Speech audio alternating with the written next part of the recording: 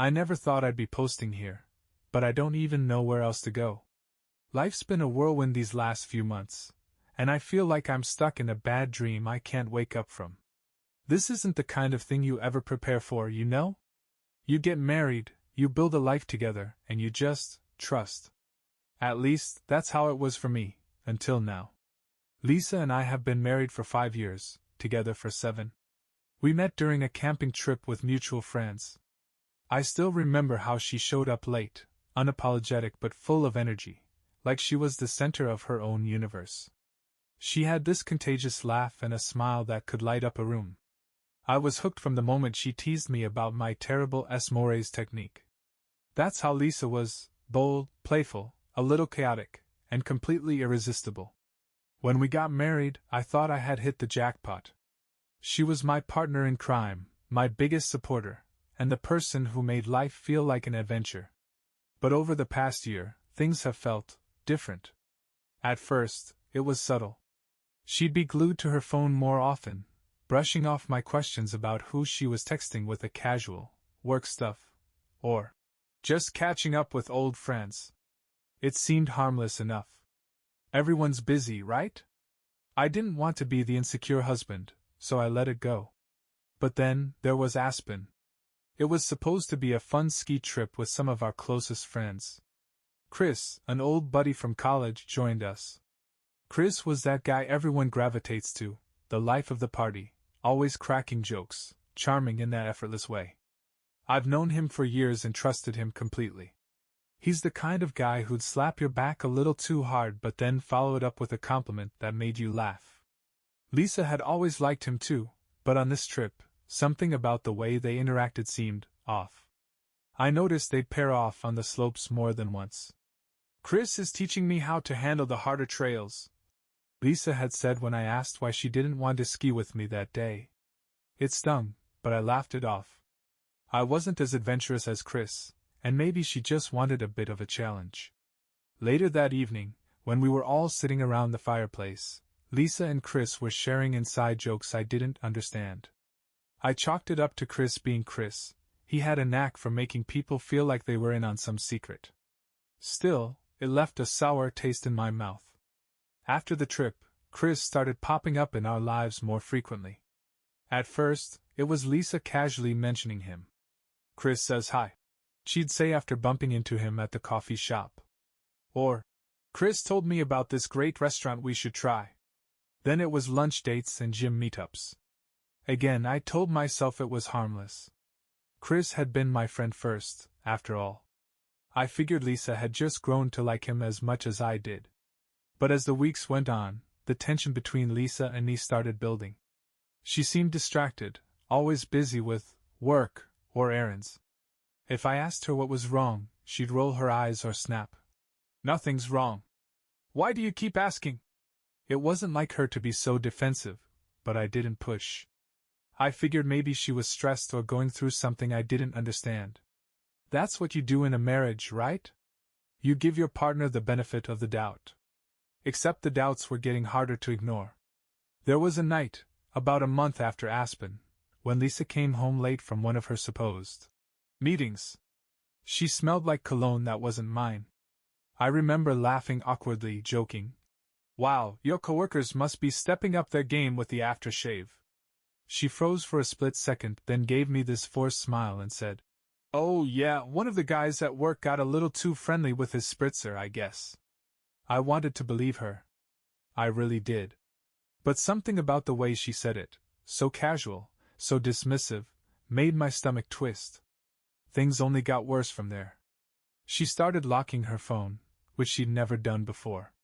She'd step outside to take calls, claiming it was work stuff, or my mom, but her voice always sounded too soft, too private. If I asked her who she was talking to, she'd get irritated. "Why are you so suspicious all of a sudden?" she'd snap. It made me feel like I was the one in the wrong for even asking. I tried to shake it off, but the unease grew. Every little thing she did started to feel like a piece of a puzzle I couldn't put together. I told myself I was being paranoid, that Lisa would never betray me. But the truth was staring me in the face, and deep down, I think I knew it even then. The hardest part is that I loved her, or maybe I should say, I still love her. Even now, after everything, I can't look at her without remembering all the good times we had. The nights we'd stay up talking until dawn, the road trips, the way she used to look at me like I was the only person in the world. It makes what's happening now feel so much worse, like I'm losing not just my wife but the version of her I thought I knew. This is just the beginning of the story, but already, I feel like I'm drowning. The cracks in our relationship started as tiny fissures, but now, they're gaping chasms I don't know how to bridge.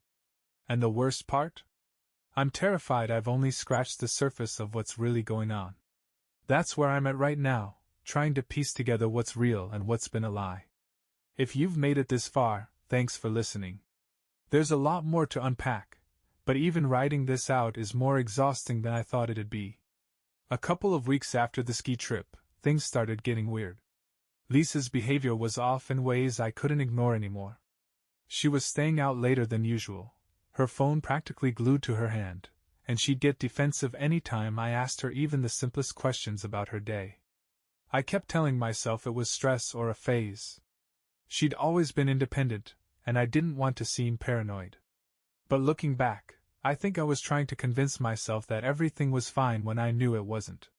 One night, over dinner, Lisa casually brought up Chris. "He's thinking about selling his condo," she said, swirling her wine like it was no big deal. I nodded, trying to keep my expression neutral. Good for him. But it wasn't the comment itself that got to me, it was the way she said it. There was this subtle spark in her tone, this light in her eyes. I'd seen that look before, but it wasn't directed at me anymore.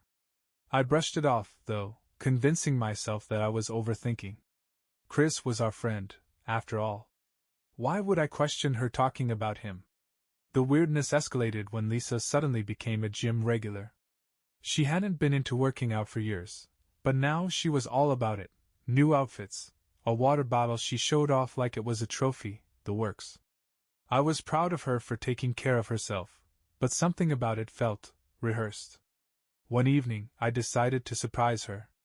I swung by the gym to pick her up, thinking it would be nice to grab dinner together after her workout.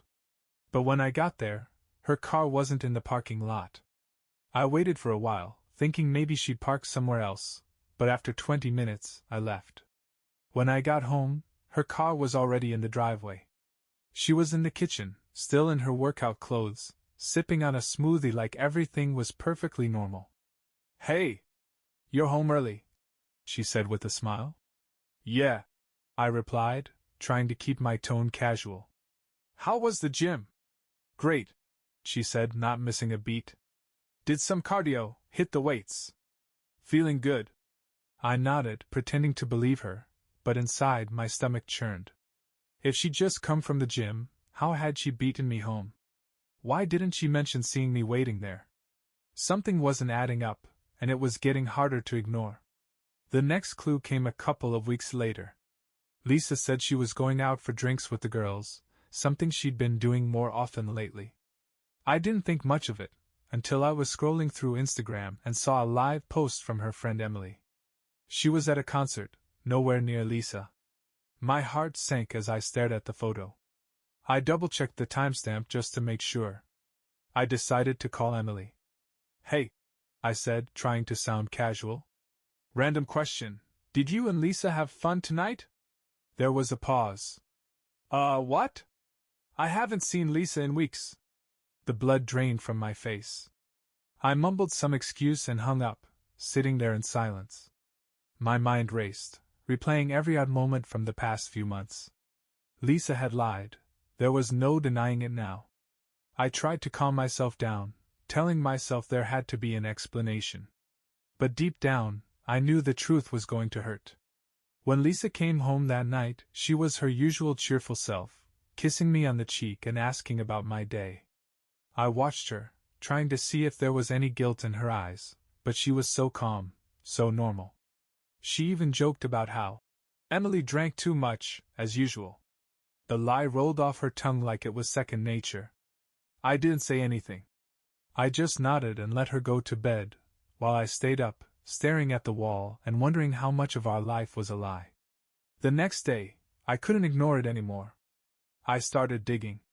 I hated the idea of invading her privacy, but at this point, I felt like I didn't have a choice. I pulled up our shared phone bill and started scrolling through the numbers. That's when I noticed it, the same number, over and over. Hundreds of calls and texts, most of them late at night or during her supposed errands. My stomach twisted as I realized who it belonged to. Chris. My hands shook as I stared at the screen. Everything started to click, the ski trip, the way she talked about him, the gym excuse, and now this. It was like watching my entire marriage unravel in front of me. That night, after Lisa went to bed, I did something I never thought I'd do. I opened her laptop. She always kept it logged in, and I sat there for a moment, guilt clawing at me. But then I thought about all the times she'd lied to my face, all the little moments that didn't add up. I clicked into her email. At first, it was nothing, just work emails and shopping receipts. But then I found it, a hidden folder labeled Personal. My heart pounded as I opened it, knowing I wouldn't like what I found. Inside were emails between her and Chris. Some were innocent, plans for coffee, updates about his condo. But others? Others made my stomach churn. They talked about the ski trip, how they'd sneak off together while I was busy with the group. Chris joked about how clueless I was, and Lisa laughed along, saying she felt alive in a way she hadn't in years. I slammed the laptop shut and sat there in the dark, my mind spinning. Every moment of our relationship replayed in my head, but now it was like watching a movie where you already know the twist. The signs had been there all along, I just hadn't wanted to see them. I knew I couldn't confront her yet, not until I had everything I needed to make her admit the truth. But the truth was out there now, staring me in the face. That's where things stand. If you're still reading, thank you. There's a lot more to this, and I'll keep sharing if you want to hear it. The night after I found the emails, I barely slept. I couldn't stop replaying the words I'd read, Lisa laughing at my supposed cluelessness, Chris joking about their little escapades. Every time I closed my eyes, I saw their messages, their betrayal, and I felt the anger bubbling up again. But I wasn't ready to confront her, not yet. I needed a plan. I spent the next day thinking through everything. Part of me wanted to blow it all up, to confront Lisa and call Chris out in the same breath. But I couldn't let my emotions get the better of me. I needed control. If I didn't have that, I'd only end up looking like the bad guy. So, I spent the day gathering more evidence, screenshots of the emails, the phone bill records, even some photos from our ski trip that now felt like clues I'd missed. That evening, Lisa came home from work, as if nothing was wrong. She kissed me on the cheek and started chatting about her day, completely unaware of the storm brewing inside me. I watched her, feeling a mix of love, anger, and confusion. This was the woman I'd built my life with, and yet she was a stranger now. After dinner, while she was scrolling on her phone, I decided it was time. Lisa, I said, my voice steady despite the storm raging inside me. We need to talk. She looked up, startled. About what? About where you've been. And who you've been with. Her face froze for a split second before she forced a smile. What are you talking about? I've been with you, obviously. Don't, I said, shaking my head. Don't lie to me, Lisa. I know about you and Chris. Her phone slipped out of her hand, landing on the couch with a dull thud. Her eyes widened, and for a moment she looked genuinely panicked. But then she straightened her shoulders and tried to play it off. That's ridiculous, she said, laughing nervously. Chris? Are you serious? He's your friend. I barely even talked to him. I felt my jaw clench. Don't insult my intelligence, Lisa. I've seen the emails. The texts. I know everything. Her mouth opened, but no words came out. For a few seconds she just stared at me, her face pale and her hands trembling slightly. Then the tears came. I didn't mean for it to happen, she whispered, her voice shaking. I swear I didn't. It just happened. Don't give me that. I snapped, my voice louder than I intended. You didn't just happen to send him hundreds of texts. You didn't just happen to sneak off during the ski trip. And you sure as hell didn't just happen to laugh about me being clueless. She flinched, wiping her tears with the back of her hand. I was lonely, she said, her voice breaking. You've been so distant, always working late, always busy. I felt invisible, and Chris, he was there. He made me feel. Don't you dare say he made you feel alive, I interrupted, glaring at her. I've read your emails, Lisa. I know exactly what he made you feel.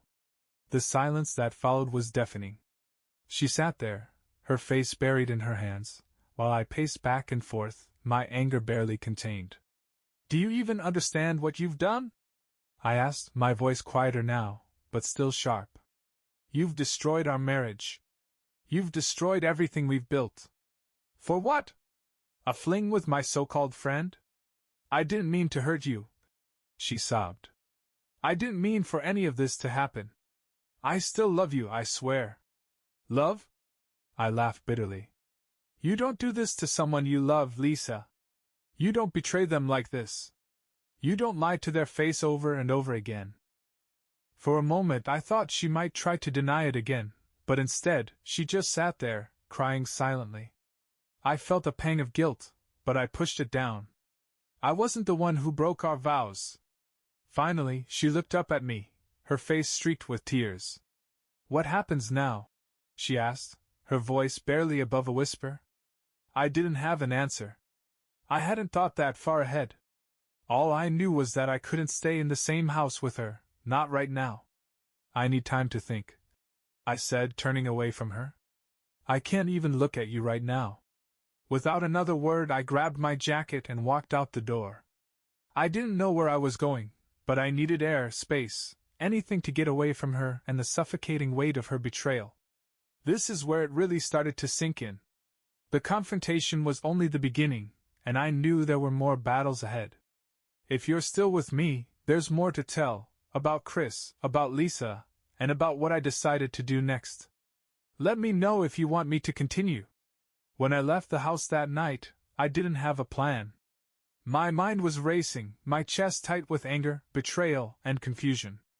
I ended up at a quiet park a few miles away, sitting in my car with the windows down, staring at nothing. Everything felt surreal. Lisa's tears, her excuses, they replayed in my head on a loop, but none of it made sense.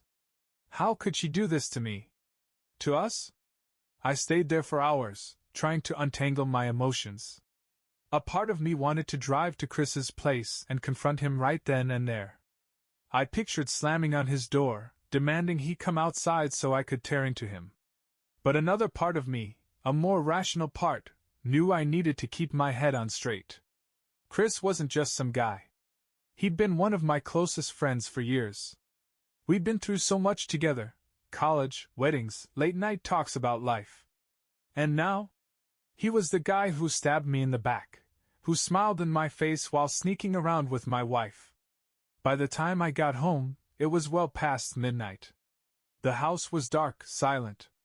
Lisa had left the light on in the living room, but the rest of the place felt eerily empty. I half expected her to be waiting for me, but when I walked into the bedroom, she was curled up on her side of the bed, clutching a pillow. Her eyes were red and puffy, but she didn't say anything. Neither did I. I grabbed a blanket, went to the couch, and spent the rest of the night staring at the ceiling. The next morning was awkward, to say the least. Lisa tried to talk to me over breakfast, but I wasn't ready to listen. She apologized again, tearfully begging me to give her a chance to explain. I told you everything, she said, her voice trembling. It wasn't serious. It was just... Don't. I cut her off, my tone cold. Don't try to minimize it. You knew exactly what you were doing. She flinched, tears welling up again. I know I messed up. I know I hurt you. But I love you, and I want to fix this. Please, let's try to fix this. Her words felt hollow. How do you fix something so broken? I couldn't even look at her without feeling the weight of her betrayal. I need space. I said, pushing my plate aside. I need to figure out what comes next. And I can't do that with you hovering over me. She nodded reluctantly, wiping her face with a napkin. Okay, she whispered. Take the time you need. I'll do whatever it takes to make this right. Over the next few days, things were tense. Lisa gave me space, as promised, but the house felt like a minefield. Every time we crossed paths, there was an awkward silence or a half-hearted attempt at conversation. I spent most of my time out, at work, at the gym, anywhere but home. But avoiding her didn't make the pain go away. Everywhere I went, I carried the weight of what she'd done. It was like a dark cloud hanging over me, a constant reminder that the life I thought I had was a lie. Then came the moment I couldn't avoid anymore, confronting Chris. I decided to call him. I couldn't just let this fester, not without hearing what he had to say. The conversation was short and to the point. We need to talk, I said, my voice colder than I'd ever heard it. Sure, he said, sounding hesitant. What's going on? You know what this is about. Meet me at the park near my place in an hour. He didn't argue. He just agreed, and an hour later there he was, standing by the swings like nothing was wrong. As I walked up to him, my fists clenched, I could feel the anger bubbling to the surface.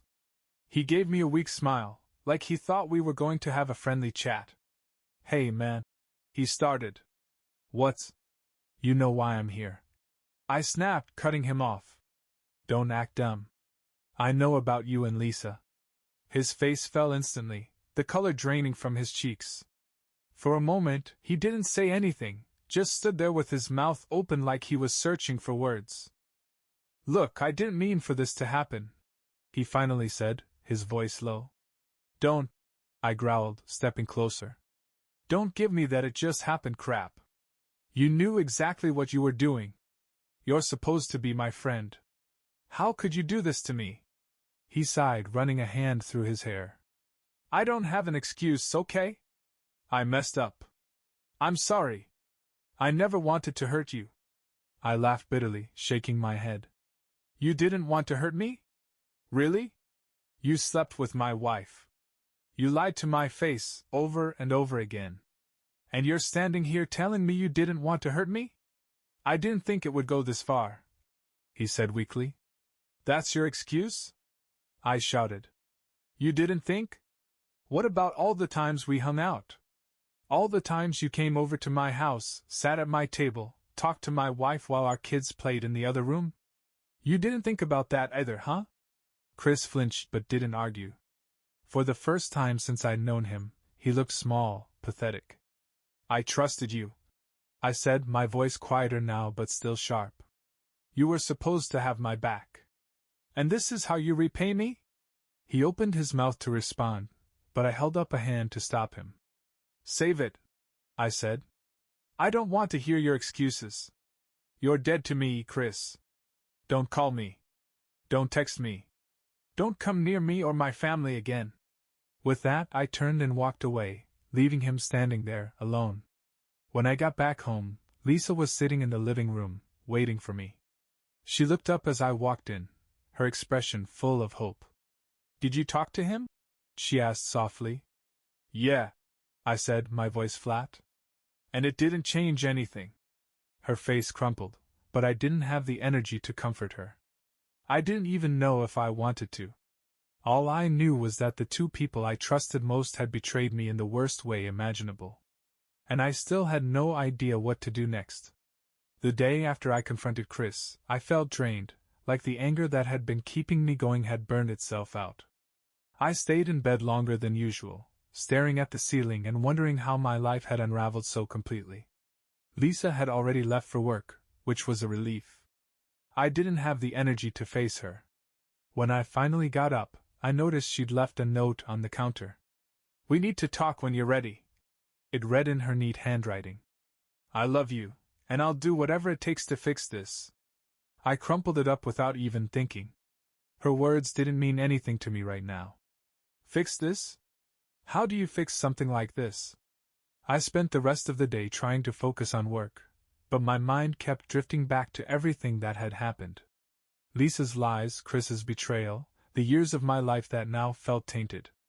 It was like a loop I couldn't escape. That evening, when Lisa came home, she looked nervous. I could tell she was trying to gauge my mood, but I stayed quiet, keeping my face blank. She made dinner and tried to start small talk, but I wasn't in the mood. "Can we talk?" she asked finally, setting her fork down. "Talk about what?" I replied, not looking up. "About us. About what happens next," she said softly. "I want to fight for this, for us." I finally looked at her, and the sadness in her eyes made my chest tighten. But then I thought about Chris, about their texts, and my anger flared up again. "Do you even hear yourself?" I said, my voice cold. "You've already destroyed us. What's left to fight for?" She flinched, tears welling up, but I didn't stop. "You want to fix this? Fine. Start by telling me everything. Every single detail. No lies. No half-truths. Just the truth. Can you do that?" She nodded, wiping her face. "I'll tell you whatever you want to know." For the next hour, Lisa talked while I listened, my arms crossed and my heart pounding. She admitted to sneaking around with Chris for months, how it started after the ski trip and escalated from there. She tried to blame her feelings of loneliness and my long work hours, but I wasn't buying it. "You had a choice, Lisa," I said, my voice trembling with anger. "You could have come to me, told me how you felt. But instead you went to him. You betrayed me." "I know," she sobbed. "I know I messed up, and I'm so sorry. I'll spend the rest of my life making it up to you if you let me." I didn't respond. I couldn't. The weight of everything she'd said was crushing me, and I didn't know how to process it. That night, I slept on the couch again, feeling further from her than ever. I'm still trying to figure out what to do. Part of me wants to walk away, to leave this mess behind and start over. But another part of me, maybe the stubborn part, wants to see if there's anything left to salvage. If you've made it this far, thanks for listening. There's still more to the story, but even writing this out is exhausting. The days that followed were unbearable. Lisa and I barely spoke, existing in the same house but worlds apart. Every interaction felt heavy, like we were walking on eggshells, afraid of what might break next. She tried to reach out, leaving notes, asking if I wanted to talk, but I wasn't ready. How could I be? Every time I looked at her, I saw the emails, the texts, the lies.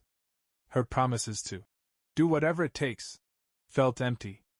Trust wasn't something she could just patch up with a few apologies. One evening, as I sat on the couch scrolling aimlessly through my phone, Lisa sat down across from me. She looked nervous, wringing her hands like she was holding back a flood of emotions. "I know you hate me right now," she began, her voice trembling. "And I don't blame you. But I need you to know that I'm serious about fixing this. I'll do counseling, therapy, whatever it takes. Just don't give up on us yet." I stared at her for a moment, unsure how to respond. Part of me wanted to yell, to tell her that her words meant nothing. But another part, maybe the part that still loved her, wanted to believe she was genuine. "I don't know if I can do this," I said finally, my voice low. "You broke something in me, Lisa. Something I'm not sure can be fixed." Her face crumpled, and tears started streaming down her cheeks. "I'll prove it to you," she said, her voice barely above a whisper. "I'll do whatever it takes." That night, I lay awake on the couch, staring at the ceiling and feeling completely lost. I didn't know what I wanted anymore. Divorce? A chance to start over? Or was there a part of me that wanted to rebuild, no matter how impossible it seemed? In my heart I knew one thing for sure, this wasn't just about Lisa. It was about me too. If I stayed, I had to be honest with myself about whether I could ever forgive her. The next day, Lisa suggested counseling again. "It doesn't have to be together at first," she said hesitantly. "I'll go on my own if that's what you need." I sighed, pinching the bridge of my nose. "Fine. You go," I said. "But don't expect me to just jump into therapy and pretend everything's okay." Her face lit up with a glimmer of hope, and for a moment, I felt the faintest pang of guilt. I knew she was trying, but the damage she'd done wasn't something that could be undone with a few sessions and good intentions. Meanwhile, Chris had gone radio silent. After our confrontation, he made no attempt to reach out, not that I expected him to. But the silence didn't feel like closure. It felt like a wound that refused to heal. I spent hours replaying our last conversation in my head, wondering if I should have done more. Maybe I should have confronted him in front of his friends, exposed him for the liar he was. Or maybe I should have just let it go and moved on. But moving on felt impossible when the people who'd hurt me were still so deeply tied to my life. This is where things stand for now, me, Lisa, and a marriage hanging by a thread. I don't know where this is going, but I know I can't stay in this limbo forever. If you've made it this far, thanks for sticking with me. There's still more to the story, especially about Chris, but I'll save that for the next part. A week after I told Lisa to start counseling, I got a call from her therapist. At first, I thought it was a mistake, or maybe some kind of follow-up from her appointment. But when I answered, the voice on the other end was calm and measured. "Hi, this is Dr. Collins. I've been seeing Lisa for a few sessions now, and she asked me to reach out to you." I froze. "Why?" "She's been working through what happened and expressed that she wants you to know she's committed to making things right. I'd like to invite you to join her for a session if you're open to it." A part of me wanted to say no immediately, to hang up and avoid the whole thing. But another part, the part that still felt connected to Lisa, hesitated. Maybe this was worth trying. Maybe hearing her out in a controlled environment would give me some clarity. "I'll think about it," I said finally. Meanwhile, I couldn't stop thinking about Chris. The idea that he was walking around like nothing had happened made my blood boil. I wanted him to face consequences, to feel even a fraction of the pain he'd caused me. One evening, I reached out to a mutual friend, Alex. He was close to Chris but had always been straightforward with me. If anyone knew what Chris was up to, it would be him. "Hey," I said casually when Alex picked up. "You've heard from Chris lately?"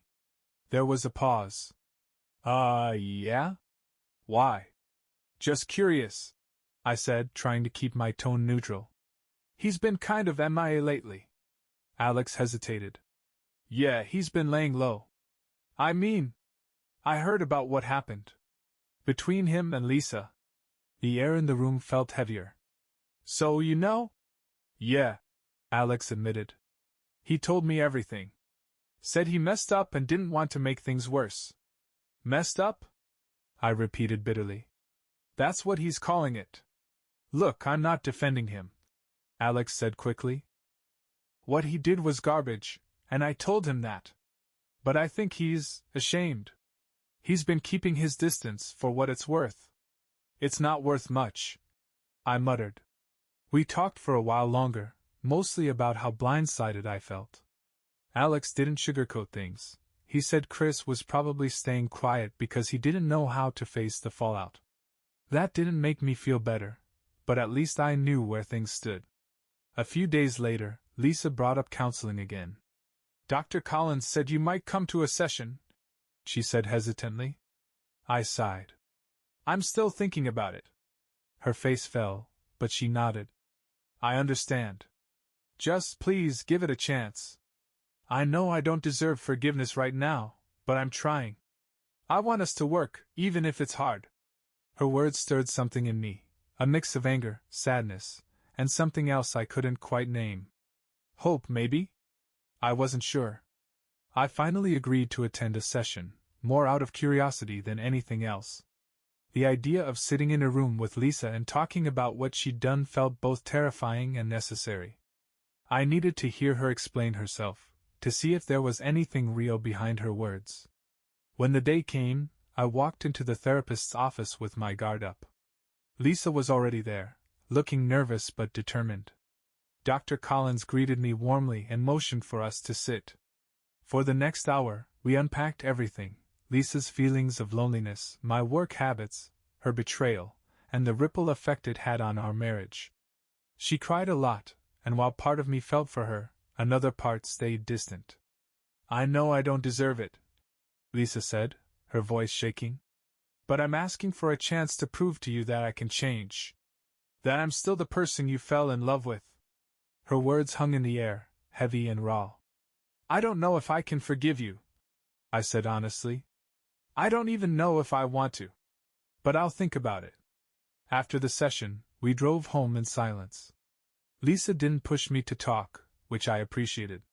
My mind was racing with everything we'd discussed, and I wasn't ready to process it yet. That night, as I lay on the couch again, I stared at the ceiling and wondered if this was worth it. Could we really rebuild what we had? Or was it time to cut my losses and move on? The therapy session didn't offer the clarity I was hoping for. If anything, it left me feeling more conflicted. Lisa's tears seemed genuine, and her promises to work on herself sounded sincere, but I couldn't shake the memories of what she'd done. Forgiveness felt like trying to patch a sinking ship with duct tape. It might hold for a while, but eventually, the cracks would show again. Lisa kept her distance after that, giving me space to process everything. She slept in the guest room and only spoke to me when necessary. I knew she was trying, but every attempt she made to connect felt forced, like she was walking on a tightrope, terrified of saying the wrong thing. Meanwhile, I couldn't stop thinking about Chris. The idea of him walking around without any real consequences gnawed at me. He'd betrayed me, lied to my face, and now he was hiding away, avoiding the mess he'd created. One evening, as I was scrolling through my phone, I noticed a notification from a group chat Chris and I were both part of. It was a casual invite to a barbecue Alex was hosting, with Chris's name on the list of attendees. For a moment, I considered ignoring it. What good would it do to confront him again? But the thought of him showing up, laughing, and acting like nothing had happened lit a fire in me. I texted Alex privately. Is Chris really coming? Yeah, Alex replied. Why? Just wondering, I said, keeping it vague. The day of the barbecue, I showed up with a mix of nerves and determination. Lisa knew I was going, but she didn't ask questions, which I appreciated. This wasn't about her, it was about me finally facing Chris in front of people who mattered to both of us. When I arrived, the atmosphere was relaxed. Alex greeted me with a beer, and I made small talk with a few mutual friends. But the moment Chris walked in, my blood ran cold. He looked the same as always, confident, casual, like he had no idea the storm he'd left behind. He spotted me across the yard, and his expression faltered for a split second before he plastered on a weak smile. Hey man, he said cautiously, approaching me. I didn't smile back. Chris. The tension was palpable, and I could feel a few people glancing our way, sensing something was off. Chris shifted uncomfortably, rubbing the back of his neck. Look, I didn't know you'd be here. He started. Save it, I said sharply, cutting him off. I'm not here to play nice. I'm here because you owe me an apology. A real one. He blinked, caught off guard. I thought I already. No, I interrupted. You haven't. You've been hiding, avoiding the fallout, while I'm left to pick up the pieces of my life. You don't get to act like this never happened. The small crowd around us grew quieter as people realized something serious was going on. Chris shifted nervously, glancing around like he wanted an escape route. You're right, he said finally, his voice low. I messed up. I betrayed you. And I'll regret it for the rest of my life. His words didn't feel satisfying, but I let them hang in the air for a moment. Regret isn't enough, Chris, I said, my voice steady. You destroyed our friendship, my marriage, everything. And for what? A fling? He looked down, unable to meet my eyes. I don't have an excuse, he said quietly. Good, I replied. Because there isn't one. I turned and walked away, leaving him standing there. I wasn't sure if I felt better, but at least I'd said my piece. When I got home that evening, Lisa was waiting for me in the living room. She looked up as I walked in, her expression a mix of relief and apprehension. How was it? She asked cautiously. Fine, I said shortly, heading toward the kitchen. Did you see him? Yes, I replied, not offering more. She didn't push, which I appreciated. Instead, she nodded and went back to her book, giving me the space I needed. That night, as I lay on the couch, I couldn't stop thinking about everything. Confronting Chris felt like a step forward, but it didn't fix anything. My trust in Lisa was still shattered, and I didn't know if it could be repaired. But for the first time in weeks, I felt a small sense of control, like I was starting to take back some of the power I'd lost. The confrontation with Chris had left me feeling conflicted. It wasn't the closure I'd hoped for, but it did feel like a step forward. At least I'd stood my ground, said my piece, and let him know exactly what he'd done to me. But now, the focus shifted back to Lisa and the tangled mess of our marriage. The next morning, Lisa approached me cautiously while I was making coffee. She looked like she hadn't slept much, her eyes red and tired. I heard you talking to Alex last night, she said softly. About the barbecue. Yeah, I replied, not looking at her. Did you confront Chris? I nodded. Yeah. I told him exactly what I thought of him. She hesitated, biting her lip. And? What did he say? What does it matter? I snapped, turning to face her. This isn't about Chris anymore. It's about us. And right now, I still don't know if there's even an us left to save. Lisa's face fell, but she didn't argue. Instead, she just nodded, her shoulders slumping like the weight of the world was pressing down on her. I know I've hurt you, she said quietly. And I know it'll take time, but I'm not giving up on us. Not yet. Her persistence was frustrating and comforting at the same time. Part of me wanted her to fight for our marriage, but another part resented her for acting like she deserved another chance. Later that day, I went for a drive to clear my head. Being in the house with Lisa felt suffocating, like the walls were closing in. I ended up at a small diner I used to go to when I needed to escape. It was quiet, tucked away on a back road, and for a while, I just sat there with a cup of coffee, trying to sort through my thoughts. Could I really forgive Lisa? Would I ever be able to look at her without seeing the lies, the betrayal? My phone buzzed on the table, snapping me out of my thoughts. It was a text from Alex. Hey, just checking in. You good? I stared at the screen for a moment before typing back. Not really, but thanks for asking. Chris reached out after the barbecue. Alex replied. Said he's planning to move out of state. Wants a fresh start or something. I felt a pang of something, anger maybe, or frustration. Of course Chris was running away. That's what he'd been doing all along. But at the same time, I was relieved. The further he was from my life, the better. When I got home that evening, Lisa was waiting for me in the living room. She'd clearly been crying, her face puffy and her hair disheveled. I've been thinking, she said, her voice shaky. If you want me to leave, I will. If that's what you need. Her words caught me off guard. For weeks, she'd been clinging to the idea of fixing our marriage, and now she was offering to step aside. I don't know what I want yet, I admitted, sitting down across from her. I need time. And I need space to figure it out. She nodded, wiping her eyes. I'll give you whatever you need. Just promise me you'll think about giving us another chance. I didn't respond. I couldn't. Instead, I stood up and went to the bedroom, leaving her alone in the living room. That night, as I lay in bed, I thought about everything. About Lisa, about Chris, about the life we'd built together and whether it was even worth trying to save. I still didn't have answers, but for the first time, I felt like I was starting to take control of my own story. The days after Lisa's offer to leave were some of the hardest yet. Part of me wanted to take her up on it, to let her pack her bags and leave, giving me the space I needed to breathe. But another part of me wasn't ready to let go, even if I didn't fully understand why. We were living in limbo. Lisa tiptoed around the house, careful not to say or do anything that might set me off.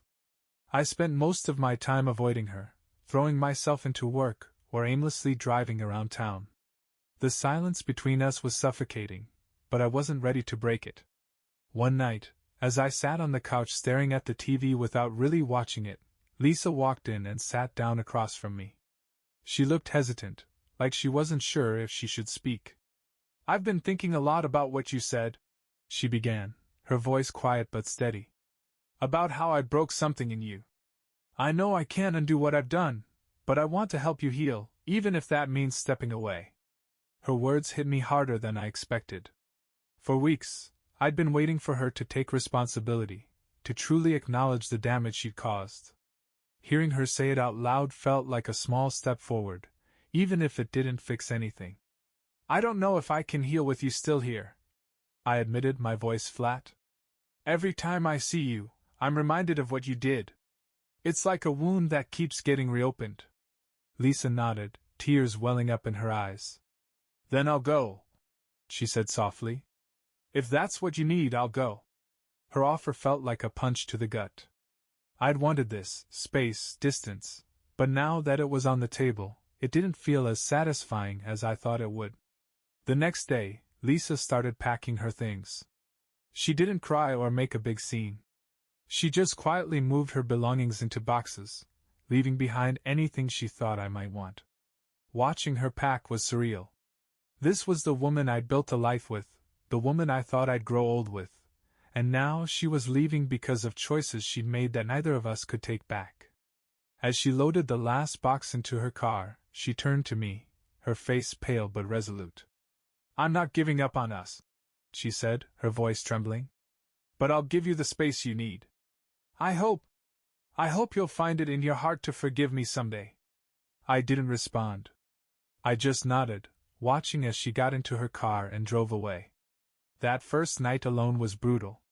The house felt too quiet, too empty. I wandered from room to room, unsure of what to do with myself. Every corner of the house held memories of Lisa, good ones, bad ones, and everything in between.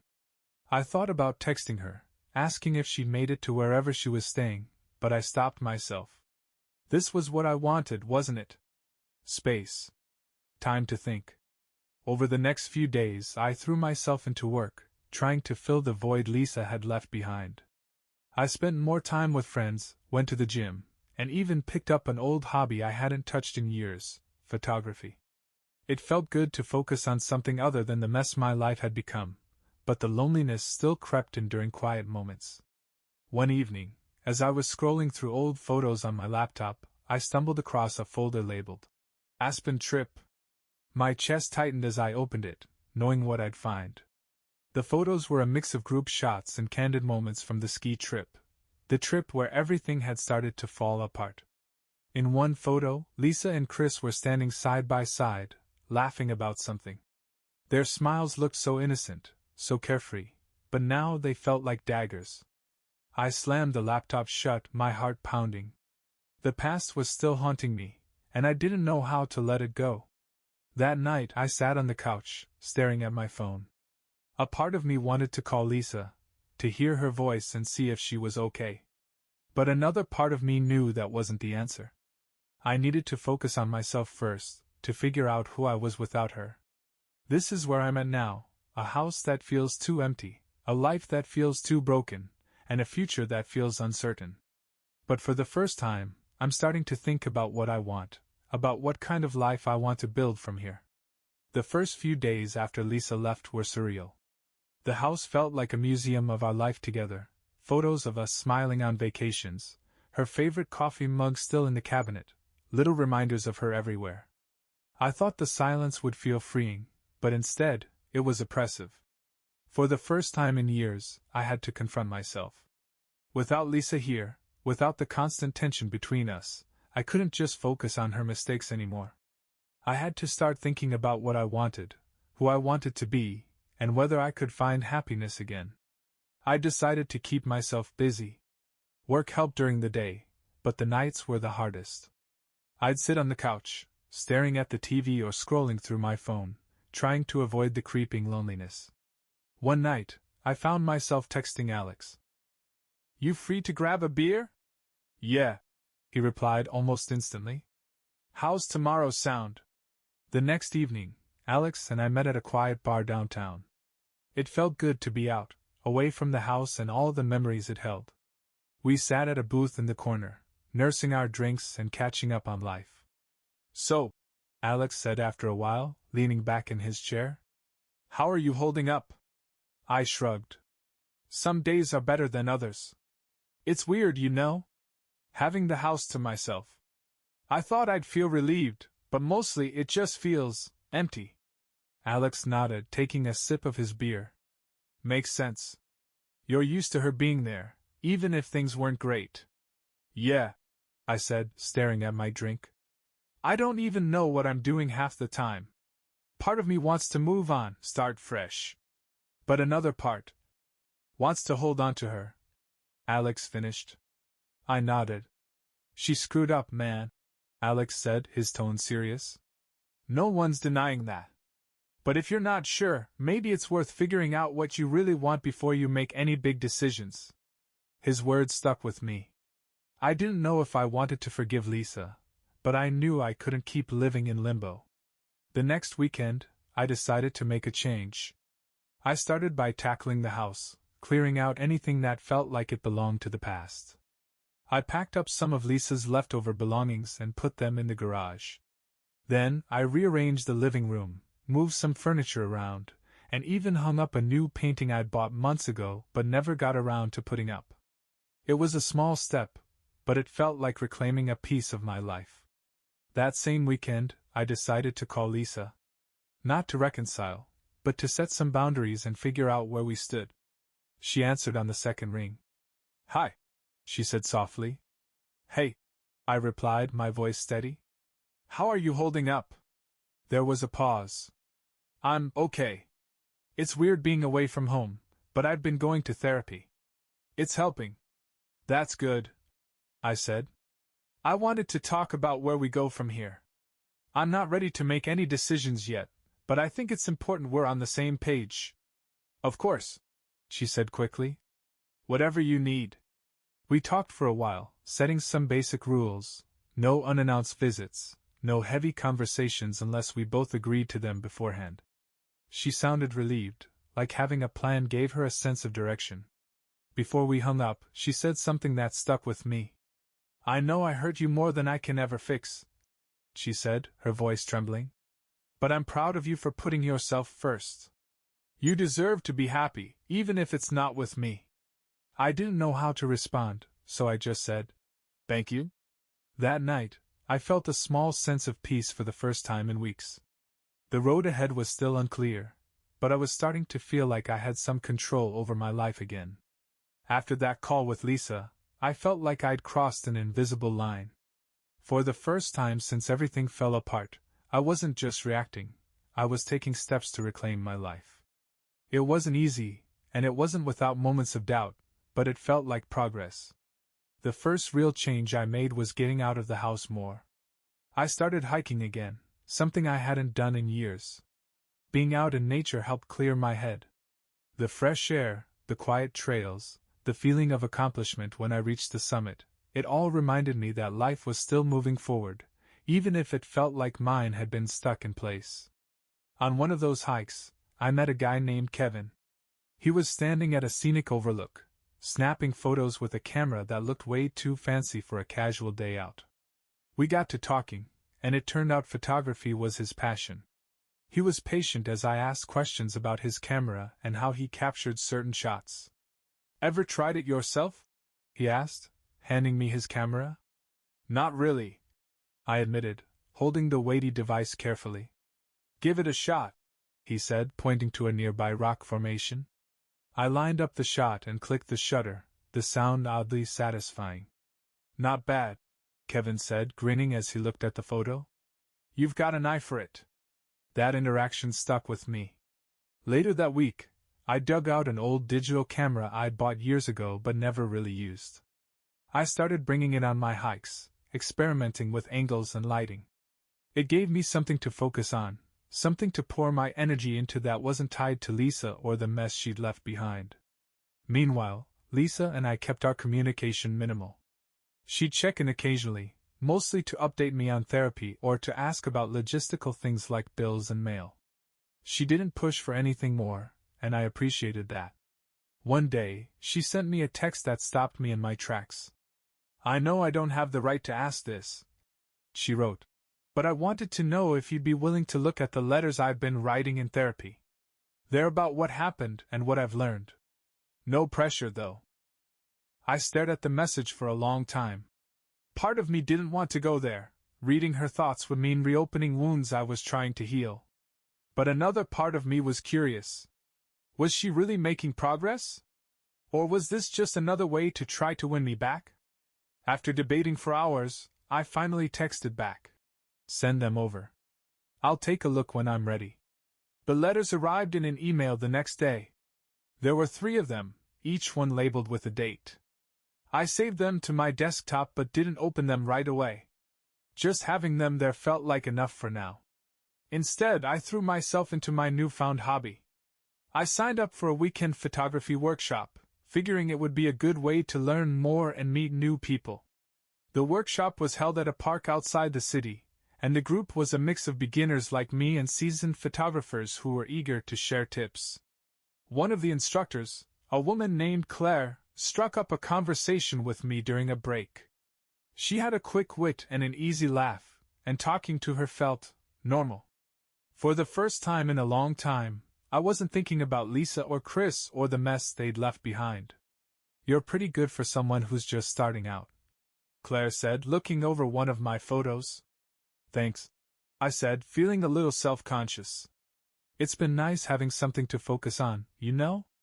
She nodded. "Photography's like therapy sometimes. It helps you see the world differently." Her words stuck with me. Maybe that's what I needed, to see the world differently, to see myself differently. That night, when I got home, I finally opened Lisa's emails. The first letter was raw and emotional, full of apologies and reflections on how she'd let her loneliness and insecurities push her toward Chris. She didn't shy away from the pain she'd caused, and reading her words felt like peeling back a layer of my own anger. The second letter was more about her therapy journey, how she'd been working on understanding her own flaws and learning to communicate better.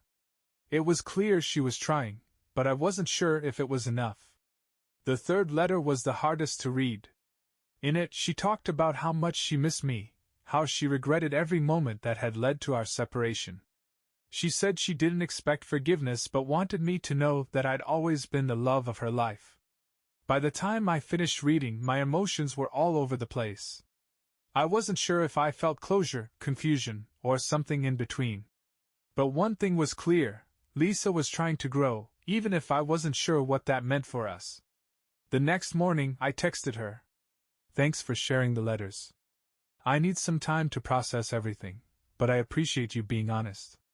Her response came quickly. "Take all the time you need. I just want you to know how much you mean to me." This is where I'm at now.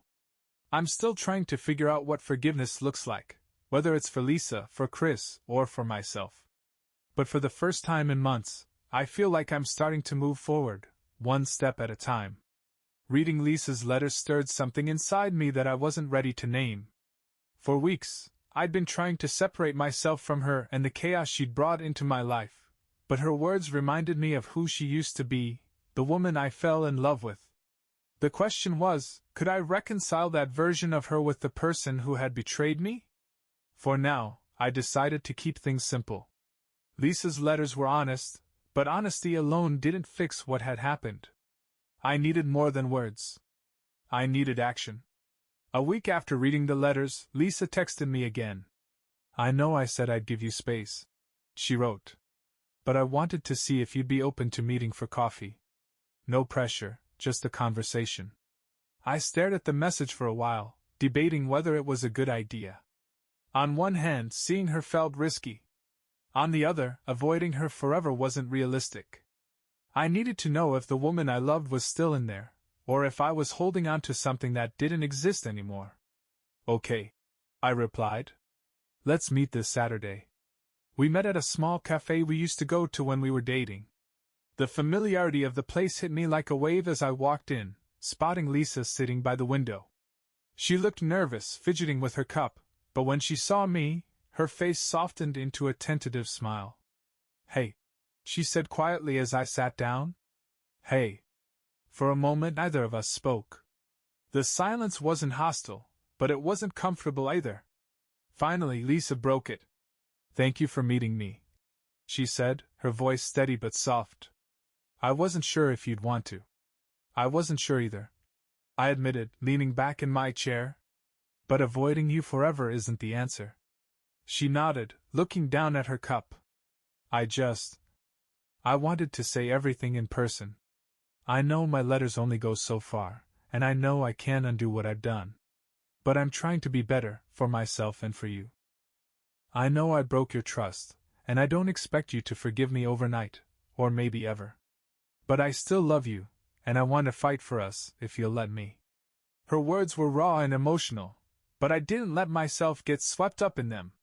Lisa, I said, keeping my voice calm but firm, this isn't just about love. Love doesn't fix what you did. Trust takes years to build and seconds to destroy, and you blew it up. She flinched but didn't look away. I know, she said, tears welling up in her eyes. And I'll spend as long as it takes proving to you that I can be better. Even if we can't be together, I want to show you that I can grow from this.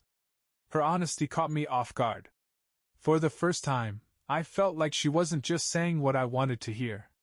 She was admitting the depth of her mistakes and accepting the possibility that I might never take her back. We spent the next hour talking, not about the past, but about where we were now. Lisa told me more about her therapy sessions, how she'd been digging into the reasons behind her choices and trying to understand the loneliness that had driven her toward Chris. She didn't make excuses, but she explained how she'd felt invisible in our marriage, like she was losing herself while I was caught up in work. It wasn't easy to hear. A part of me wanted to snap back, to remind her that she'd had plenty of chances to talk to me instead of running to someone else. But another part, the part that was starting to heal, realized she was owning her actions in a way she never had before. When we finally left the cafe, Lisa looked at me with a mixture of hope and fear. I know I've said this before, but thank you for giving me a chance to talk. I nodded, my feelings still too jumbled to express. We'll see where this goes, I said. But don't expect anything right away. I understand, she said. Take all the time you need. That night, I sat on the couch with a beer, replaying the conversation in my head. For the first time in months, I felt like there was a sliver of hope, not for reconciliation, necessarily, but for closure. Whether we stayed together or not, I could see Lisa was trying to grow, and that meant something. In the days that followed, I focused on myself. I went on more hikes, took more photos, and even started hanging out with a small group of photographers I'd met at the workshop. One of them, Claire, had become a good friend. We'd text back and forth about photography tips or swap ideas for locations to shoot. One afternoon, while we were at a park snapping photos of the sunset, she asked me something unexpected. You seem lighter these days, she said, adjusting her camera. What changed? I hesitated, unsure how much to share. I guess I've just been trying to focus on what makes me happy, I said finally. It's been a process, but I'm getting there. She smiled. That's good. Sometimes you have to let go of the things that weigh you down, even if it's hard. Her words hit closer to home than she realized. Maybe letting go wasn't about cutting people out of my life. It was about letting go of the anger and pain that had been holding me back. This is where I'm at now, somewhere between hope and uncertainty, trying to figure out what my life looks like moving forward. Lisa and I have started talking more, but we're taking things slow. I still don't know if we can rebuild what we had, but for the first time, I feel like I'm starting to see a path forward, whether it's with her or without her. The weeks that followed my coffee with Lisa were a delicate balancing act. We weren't together, but we weren't completely apart either. She respected my space, and I focused on building my own life again. Yet, every now and then, we'd exchange messages, short, cautious conversations that felt like testing the waters. One night, I received a text from her. Would you be open to meeting again? Just to talk. I stared at the message for a while, debating. Things had been calmer lately, and I wasn't sure if I wanted to risk stirring up emotions I'd just started to manage. But avoiding her forever wasn't an option either. Okay, I replied. How about Thursday evening? We met at a park this time, a neutral space that felt less loaded with memories. Lisa was already sitting on a bench when I arrived, her hands folded in her lap. She looked up as I approached, offering a small, tentative smile. Hey, she said. Hey. For a while, we just sat there, watching people pass by. It was a crisp evening, the kind where the air feels sharp but refreshing. Finally, Lisa broke the silence. I've been thinking a lot about us, she said. About everything that happened. So have I admitted. She nodded, her gaze fixed on a group of kids playing tag nearby. I don't want to keep dragging you into my healing process. I know this has been hard on you, and the last thing I want is to hold you back from moving forward. Her words caught me off guard. For months, I'd been waiting for Lisa to stop focusing on what she wanted and start acknowledging what I needed. Hearing her say it now felt like a weight lifting, even if only slightly. I appreciate that, I said. But I think part of me needed to see you taking accountability, to know that you're actually working on yourself and not just trying to patch things up. She turned to me, her eyes filled with a mix of sadness and hope. I am working on myself. For the first time in my life, I'm really looking at who I am and what I need to change. I don't expect you to wait for me, but I want you to know I'm not the same person I was when I hurt you. I nodded, letting her words settle. The conversation shifted after that. We talked about lighter things, her therapy, my photography, the small steps we were each taking to rebuild. It felt normal, almost. Like we were finding a new way to connect that didn't feel weighed down by the past. Before we parted, Lisa hesitated, as if she wanted to say more but wasn't sure if she should. Take care of yourself, she said finally. You too, I replied. As I walked back to my car, I felt a strange mix of emotions. There was no dramatic breakthrough, no definitive decision about our future, but for the first time, I felt a glimmer of closure. Maybe we didn't have to rush toward an answer. Maybe taking things one day at a time was enough. That weekend, Claire invited me to join her and a few others for a sunrise photography shoot at a nearby nature reserve. It was an early start, but I decided to go. Watching the sun rise over the hills, camera in hand, I felt a rare sense of peace. Claire caught me smiling as I reviewed one of my photos. Good shot? She asked. Yeah, I said. One of the best I've taken. She grinned. Told you had an eye for this. As we packed up to leave, Claire asked if I wanted to grab breakfast with the group. I hesitated, glancing at the others, then nodded. Sure, I said. It felt good to say yes, to something new, something that wasn't tied to the weight of my past. When I got home later that day, Lisa texted me. Thanks for meeting the other night. I know it's not easy, but I appreciate you giving me the chance to talk. I stared at the message for a moment before replying. I appreciate you trying. We'll see where this goes. It wasn't a promise, but it was honest. For now, that felt like enough. This is where I'm at, cautiously optimistic, but still unsure of the road ahead. Lisa and I aren't rushing into anything, and I'm slowly starting to feel like myself again. There's still more to figure out, about forgiveness, about trust, and about what I want from the future.